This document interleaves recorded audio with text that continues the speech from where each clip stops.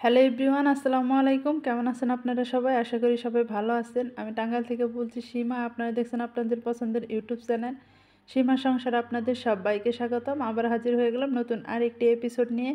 আজকে আমি করে দেখাবো সুজির হালুয়া। তো সুজির হালুয়া বানানোর জন্য এখানে আমি যতটুকু পরিমাণ সুজি নিয়ে নিছি তার চেয়ে একটু কম নারকেল কোরানো নিয়ে নিছি। তো সুজির হালুয়া বানাতে গেলে কিন্তু বেশি একটা সুজি লাগে না, অল্প সুজি হলেই হয়ে যাবে। আর সাথে নারকেল কুড়ানোটা দিলে আপনি যখন খাবেন তখন খুব মজা লাগবে। সেজন্য আমি নারকেল কুড়ানিটাও দিয়ে নিচ্ছি। আর দেখেন দুধটা আমি আগে থেকে ঘন করে জাল করে রেখে দিছি। আর দুধের মধ্যে এখন দিয়ে দিব লবণ। তারপর আগে থেকে নারকেল কুড়িয়ে রাখছিলাম, সেই নারকেল কুড়ানো দুধটা কিন্তু অবশ্যই আগে থেকে ঘন করে জাল করে রাখতে হবে। তাহলে কিন্তু আপনার সুজির হালুয়াটা বেশি মজা লাগবে। আর অবশ্যই কিন্তু অল্প পরিমাণ সুজি দিবেন, বেশি সুজি দিলে কিন্তু হালুয়াটা একদম গাঢ় হয়ে যাবে। সাথে দিয়ে দিচ্ছি চিনি। যে যেরকম মিষ্টি খাবেন সেরকম মিষ্টি দিয়ে নেবেন, তবে আমার যতটুক লাগবে আমি ততটুক পরিমাণ দিয়ে নিচ্ছি।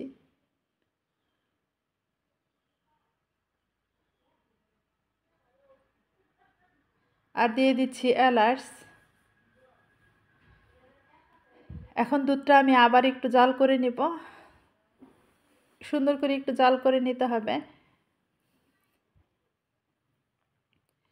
এভাবে কিন্তু হালুয়া বানিয়ে ছোট বাচ্চাদেরকেও খাওয়াতে পারবেন, আর আপনারা চাইলে কিন্তু বড়রাও খেতে পারবেন। এই হালুয়াটা রুটির সাথে খেলেও ভালো লাগে, আর এমনি খেলেও ভালো লাগে। অনেকেই রুটির সাথে খেতে পছন্দ করেন এই হালুয়াটা, তবে আমি যেভাবে বানাচ্ছি এভাবে বানিয়ে একবার ট্রাই করে দেখবেন। আর কথা বলতে বলতে দেখেন দুধটা বলক উঠে আসছে। আর যেহেতু দুধটা আমি আগে থেকে ঘন করে জাল করে রাখছি, এই সময় কিন্তু আমি বেশি সময় জাল করব না।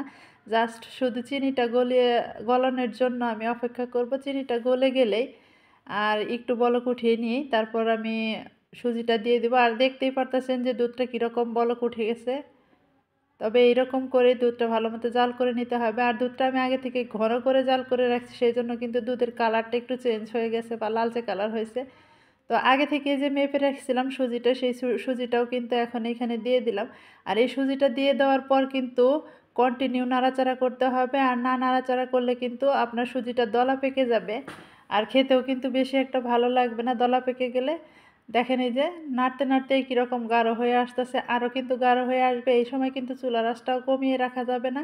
চুলার আঁচটা যেরকম হাই হিটে রাখছিলেন সেরকম রেখেই আপনি নাড়াচাড়া করতে হবে। আর দেখেন এই যে কীরকম ঘন হয়ে আসতেছে, এরকম ঘন হয়ে আসবে। আর একদম কিন্তু ঘন করে তারপর চুলা থেকে নামানো যাবে না। আর এই সুজির হালুয়াটা যখন ঠান্ডা হয়ে আসবে তখন দেখবেন যে অনেকটাই ঝুমে শক্ত হয়ে গেছে। সেজন্য একটু নরম করে রাখতে হবে, যেন ঠান্ডা হয়ে যাওয়ার পর একদম শক্ত না হয়ে যায়, একটু নরম নরম থাকে। এরকম ঘন করে চুলা থেকে নামিয়ে নিতে হবে। তো দেখেন এই যে আমারটা পারফেক্টভাবে হয়ে গেছে, আর আমি এরকম ঘন করে নিয়ে নিছি। আর এটা ঠান্ডা হয়ে কিন্তু আর একটু গাঢ় হবে বা শক্ত হবে। সেজন্য এরকম একটু পাতলা টাইপের করেই আপনারা চুলা থেকে নামিয়ে নেবেন। তাহলে দেখবেন যে খেতেও ভালো লাগবে, একটু টেস্ট লাগবে অন্য রকমের। তো আমি এখন চুলা থেকে নামিয়ে নেব। তো চুলা থেকে নামিয়ে পরিবেশন করে নিচ্ছি। আর উপর দিয়ে আমি কিন্তু বাদাম দিয়ে নিচ্ছি, আপনারা চাইলে কিশমিশও দিতে পারেন। আর এই বাদামটা কিন্তু অবশ্যই ভাজি করে তারপর দিতে হবে। তো আমি ভাজি করে তারপর দিয়ে নিছি।